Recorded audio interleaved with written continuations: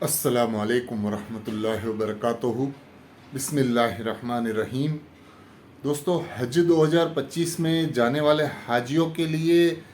ابھی سب سے بڑی چیز یہ ہے کہ وہ حضرات جو حج کے لیے جا رہے ہیں ان کو اپنی نمازیں، اپنی عبادتیں، اپنے جو حج کے ارکان ہیں، جو بھی عمرہ میں پڑھنا ہے، وہ سب چیزیں یہاں سے سیکھ کے جانا ہے۔ اور اس کے لیے حاجیوں کو سب سے ضروری یہ ہے کہ وہ ایسا عمل کرے جس سے ان کو زیادہ سے زیادہ ثواب ملے۔ اور سب سے بڑی بات یہ ہے کہ جو حضرات حج کرنے کے لیے جا رہے ہیں وہ حاجی کو یہ چیز معلوم ہونی چاہیے حاجیوں کو کہ حج کے اندر میں ہم لوگ جو بھی مکہ مکرمہ میں یا تو مدینہ شریف کے اندر میں یا تو حج کے 5 دنوں میں جو عبادتیں کرتے ہیں اس کا ثواب، ایک نیکی کا بدلہ 1,00,000 نیکی کے برابر اللہ تعالیٰ دیتا ہے۔ وہ نیکیاں آپ کی کب ملیں گی؟ جب تک آپ وہ نیکی صحیح طریقے سے کریں گے، یا تو آپ وہ نیکیوں کو جو بھی نمازیں پڑھتے ہیں، جو بھی عبادتیں کرتے ہیں ان کو صحیح طریقے سے کریں گے، جو ہم کو حدیثوں میں قرآن میں بتایا گیا ہے اس طرح سے ہم وہ عبادتیں کریں گے تو ہماری عبادتیں قبول ہوگی۔ ہم آج کل ہمارے ماحول میں ہم دیکھتے ہیں، ہم لوگ نماز پڑھتے ہیں، اس کے اندر میں کتنے فرائض ہیں، کیا کیا پڑھنا ہے، کب کیا کیا چیز ضروری ہے، کیا کرنا ہے نمازوں میں، حج میں کیا کرنا ہے، وہ سب چیزیں ہم کو پتہ نہیں ہوتی ہے۔ بہت سارے حضرات ایسے رہتے ہیں ہمارے معاشرے میں جو سیکھنا ہی نہیں چاہتے ہیں کہ نماز میں کیا کرنا ہے۔ تو اس طرح سے ہم کو پورا تیاری کے ساتھ حج کے لیے جانا ہے۔ ہم کو پورے حج کے ارکان، حج کی ہدایتیں، نماز کے فرائض، وضو کے فرائض، وضو کی سنتیں، واجبات، سب کچھ سیکھ کے جانا چاہیے۔ میں نے پچھلا ویڈیو بنایا تھا، ویڈیو کا نمبر تھا 108۔ وہ ویڈیو آپ جا کے دیکھیں گے تو اس کے اندر میں بہت کم لوگ وہ ویڈیو دیکھے ہیں، کیونکہ اس کے اندر میں نے بتایا تھا کہ حج کے فرائض کیا ہیں، حج کے واجبات کیا ہیں، حج کی سنتیں کیا ہیں۔ وہ سب چیزیں سننے کو، جاننے کو کسی کو انٹرسٹ نہیں ہے۔ سب چیزوں کو جاننے کا انٹرسٹ سب حاجیوں کو اسی میں ہے کہ ہم کو حج میں کم سے کم تکلیفیں ہوں، یا تو حج کی جو اپڈیٹس کیا کیا آتی ہے وہی سب کو جاننا ضروری ہے۔ کیونکہ جو حاجی حج کرنے کے لیے جا رہے ہیں سب سے پہلی چیز ان کو جاننا یہ ضروری ہے کہ ہمارے اندر میں کیا کیا کمیاں ہیں، ہماری نمازوں میں، ہمارے حج کے اندر میں ہم کو کیا کرنا ہے وہ کتنا معلوم ہے، اس حساب سے ہم کو ثواب ملے گا۔ تو ابھی ہم اس بارے میں ہی انشاءاللہ بات چیت کریں گے۔ تو کہنے کا مطلب یہ ہے کہ آپ اسی تیاریاں کر کے جائیں کہ جو آپ نیکی کریں اس کا بدلہ اللہ تعالیٰ کی طرف سے پورا ملے۔ ایسا نہیں ہو کہ آپ نیکی کر رہے ہیں اور آپ کو پتہ نہیں ہے کہ آپ کو اس کا ثواب ملے گا نہیں ملے گا، آپ کو پورا پڑھنا آتا ہے نہیں آتا ہے۔ اس طرح سے آپ پوری تیاری کر کے جائیں، پورا سیکھ کے جائیں تو اس میں بہت ساری نیکیاں ملیں گی، بہت سارے فائدے ہوں گے۔ اور ایک نیکی کا بدلہ اللہ تعالیٰ حج کے مقام میں یا تو مکہ مدینہ شریف کے اندر میں جو حدود ہے مکہ اور مدینہ کا، اس کے اندر میں ایک نیکی کا ثواب 1,00,000 ملتا ہے۔ تو اس حساب سے آپ اپنا جو نظریہ وہ بدل کے پوری عبادتیں سیکھ کے آپ حج کے لیے جائیں۔ تو چلیے شروع کرتے ہیں آج کا ویڈیو۔ حج کے اندر میں ہمیں کیا کیا کرنا ہے، وضو کے فرائض کیا ہے، اس بارے میں ہم انشاءاللہ آج بات کریں گے۔ نمازوں کی، وضو کی اور اس کے فرائض کیا کیا ہیں۔ تو زیادہ سے زیادہ نماز کے اندر میں ہمیں کیا پڑھنا ہے، کیا ضروری ہے، اس کو ہمیں سیکھنا ہے۔ اور ساتھ ساتھ ہی نماز کے درست اور صحیح ارکان کیا ہے وہ ہمیں سیکھنا ہے۔ نماز کے فرائض کو معلوم کرنا ہے، نماز کے واجبات کو معلوم کرنا ہے، وضو کے فرائض کو سیکھنا ہے، وضو کے سنتوں کو جاننا ہے، وضو کن کن وجہ سے ٹوٹتا ہے اس کو معلوم کرنا ہے، اور نماز کن چیزوں سے ٹوٹ جاتی ہے وہ معلوم کرنا ہے۔ اور ساتھ ہی ساتھ تیمم کب کرنا ہے، تیمم کیسے کرنا ہے، تیمم کے فرض کیا ہیں، یہ سب چیزیں بھی آپ کو جاننی ہے۔ ساتھ ہی ساتھ آپ کو نمازوں میں کتنے رکعت ہیں معلوم کرنا ہے، سنت موقدہ نماز کون سی ہے معلوم کرنا ہے، دیگر نوافل نمازیں کون سی ہیں وہ معلوم کرنا ہے۔ مکہ اور مکرمہ میں، مدینہ منورہ میں فرض نماز کے بعد جنازے کی نماز ہوتی ہے، اس کے لیے ہم لوگوں کو جنازے کی نماز کیسے پڑھنی ہے وہ سب سیکھنا ضروری ہے۔ تو یہ سب جو چیزیں ہیں وہ بہت ہی امپورٹنٹ ہے، کیونکہ حرم شریف اور کعبۃ اللہ شریف کے حدود میں جتنی بھی عبادتیں ہوتی ہیں، جتنے بھی ہم نیکیاں کرتے ہیں، ایک ایک نیکی کا ثواب اللہ تعالیٰ 1,00,000 نیکیوں میں دیتا ہے۔ تو آپ کو اس حساب سے تیاری کر کے جانا ہے۔ آپ اتنا خرچہ کر کے، اتنی محنت کر کے، اتنا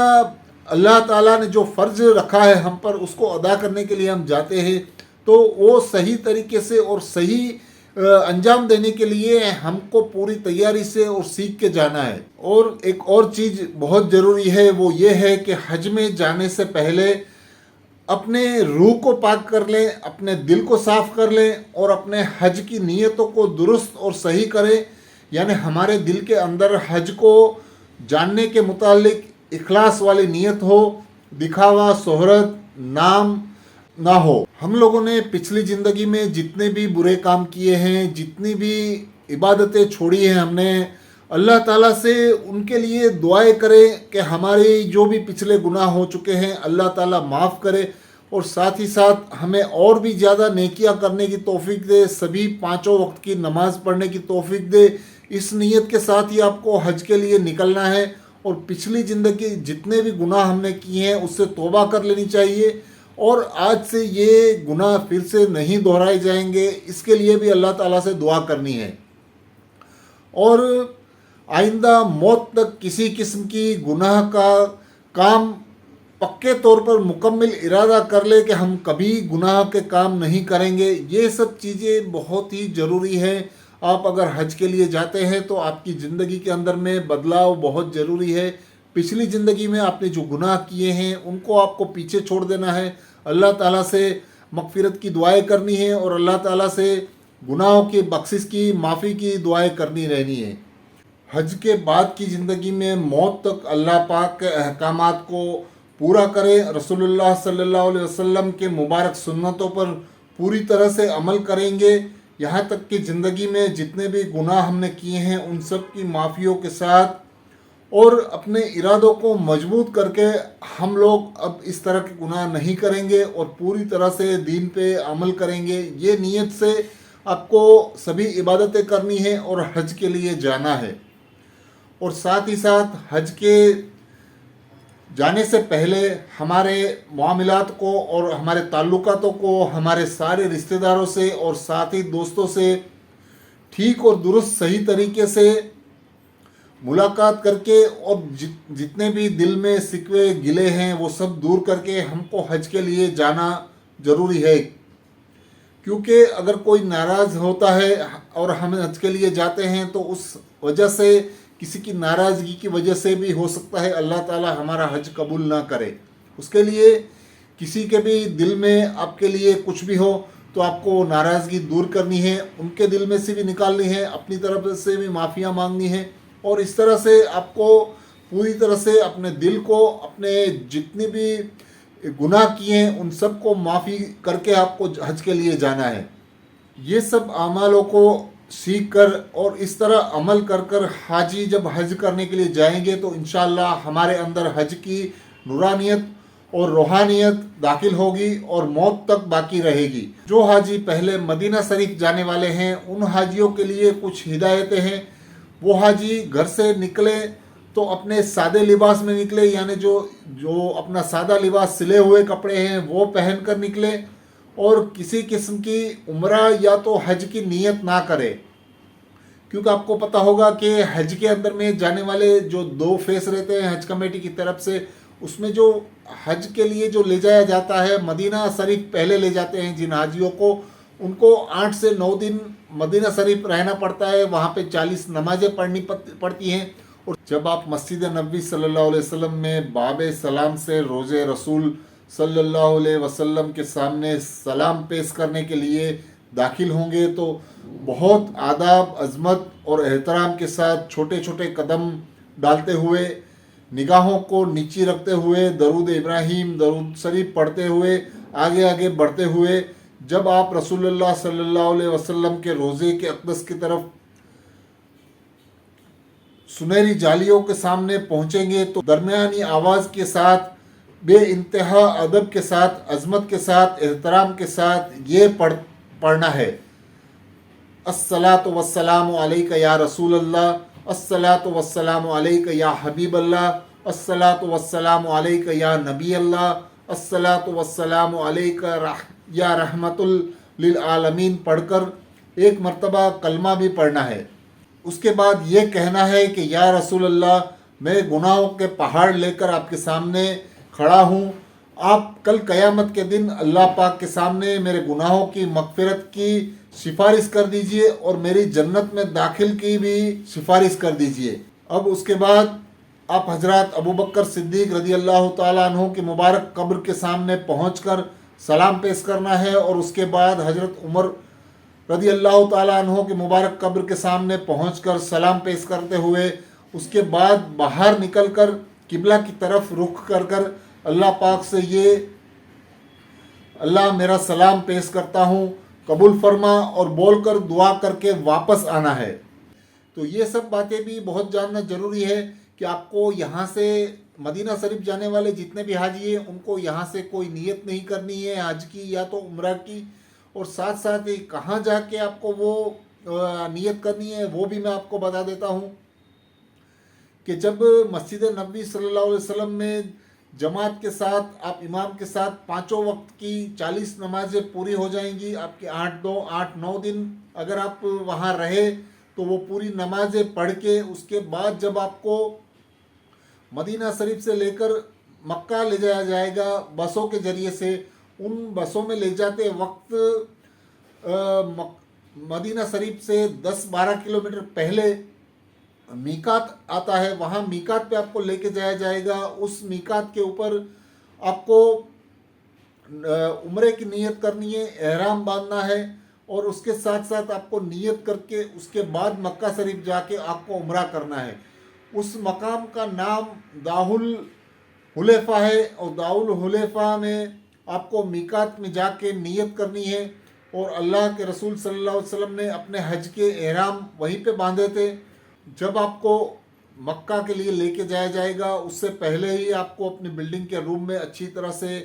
गुसल कर लेना है और पाक साफ होकर आपको तैयार हो जाना है।